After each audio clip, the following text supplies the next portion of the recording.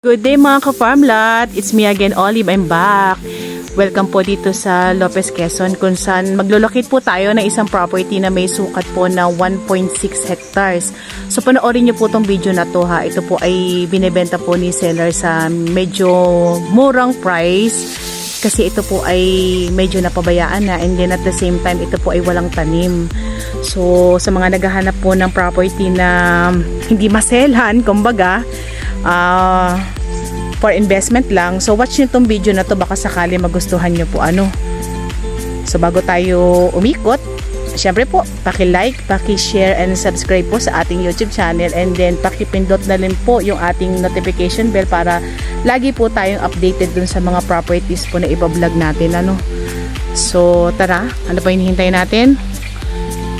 Ikutin na natin siya. Let's go.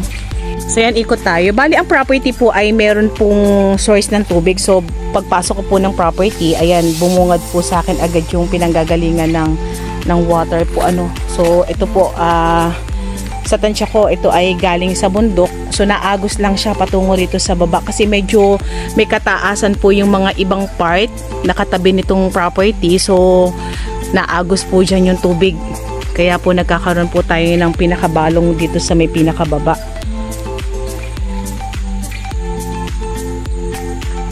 Yan, lakad tayo.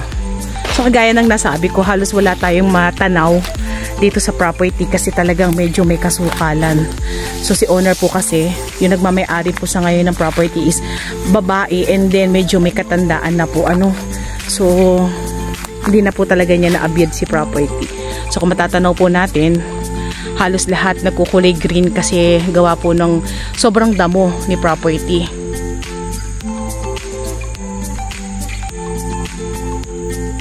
So ayan, bali ang pinakapagitan natin to another property, kung madidinig nyo po yung lagaslas po ng tubig, is pinakasapa po ano. Ayan po yan sa medyo mababang part na yan. Ayan, so yan yung pinaka-boundary natin to another property.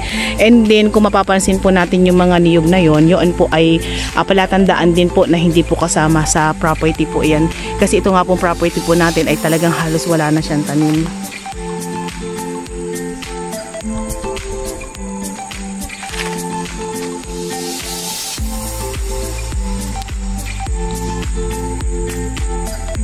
Bali, umakyat ako dito sa may mataas na part.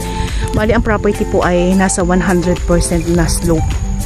So, halos wala po tayong mga nilakaran na pantayan po ano.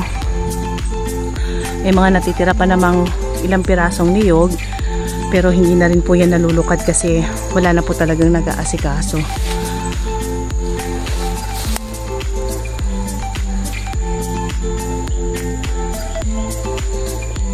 To be honest po, talagang hindi namin maiikot si property. Talagang halos tinubuan na ng damo yung mga puno. So naging mataas na siya kung tingnan. Bali parang kumapit na yung pinakabaging niya po ano. Ayan oh, tataas na. So talagang wala kaming susuotan. As in walang part na malinis. So ito pong property po na to ay merong nasa 15 minutes po kami naglakad.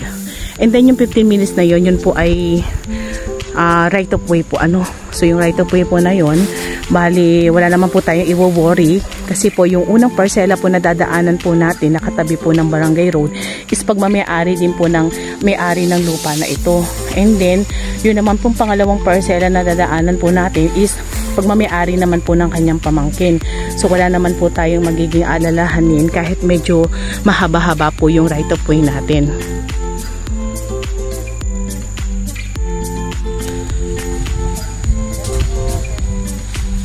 Ay talaga pong halos konting part lang yung naikot ko sa sobrang sukal po talaga.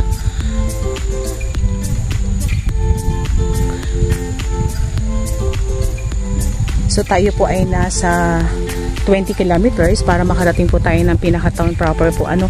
And then about naman po dun sa road na pinasukan natin, buhat dun sa National Road, kung makikita nyo po yung nasa video, ongoing po yung pagpapagawa po ng kalsada dito sa barangay po na ito no. So wala po tayong i-worry sa mga road kasi halos na semento na po lahat ng part papunta rito sa may property dun sa barangay road na ating dinaanan. So okay na okay naman po siya. Malaki po yung improvement nung pinapagawang mga road dito sa lugar na to. So sa ngayon po, wala po tayong pagkukuhanan ng source ng kuryente rito sa layo po ng kanyang right of way. And then wala rin pong signal yung ating cellphone, no? To be honest lang po, para po dun sa mga bibili ng property, at least binibigyan po natin ng tamang idea or tamang description po para dun sa property po na ibinablog po natin. So para hindi tayo masyadong mag-expect. So kagaya nung sabi ko, kaya po ito binebenta sa napakamurang halaga dahil ganito na po yung pinakakalagayan po ni property. Ayan, bababa tayo. Bali, explain ko lang po about sa document ng property na to. Ito po ay TCT title, and then patay na po si owner. Bali po si owner po is merong pong 2 anak na nagkaroon ng asawa, and then patay na rin po yung isang anak and then yung asawa. Ang natira na lang po is yung asawa nung pangalawang anak po niya, no? So patay na po si 2 anak, and then ang natitira na lang po is yung asawa ng kanyang anak. So yun na lang po yung nagbebenta. So updated naman po ang ating amilyaran. So sabi ko nga po sa mga naghahanap po ng property na hindi masyadong maselan, good for investment lang, ayan, pwede nyo po itong i-avail.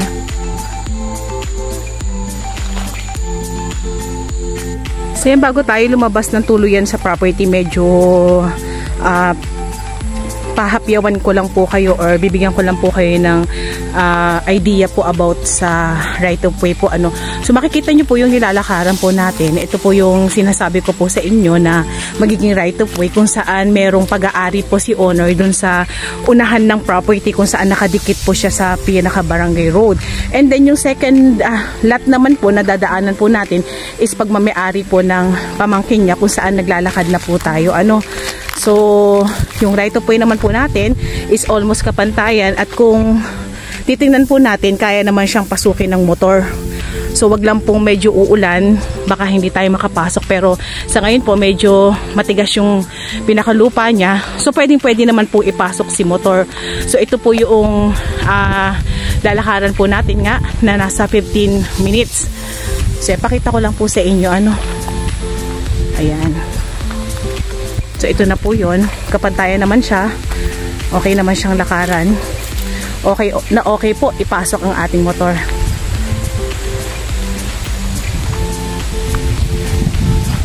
So ayan po yung nilakaran po namin, no? Ayan, para lang po may idea din tayo about sa pinaka road. So kung tayo po ay magta-travel po ng mula Manila to property, tayo po ay magta-travel ng nasa 6 to 7 hours para mabisita po natin tong si property po.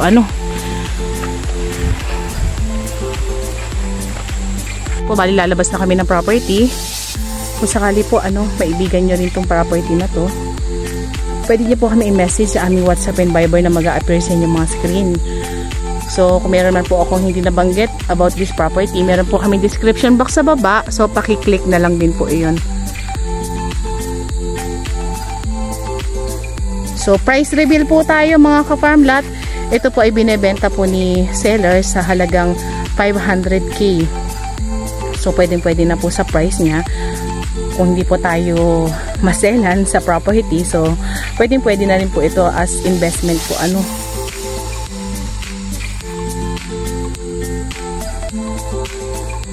So yan po, halos wala akong nabidyohan sa property kasi talagang 1.6 hectares siya, pero I think baka nasa wala pang 1/4 yung kayang tamaan ng camera natin, to be honest po.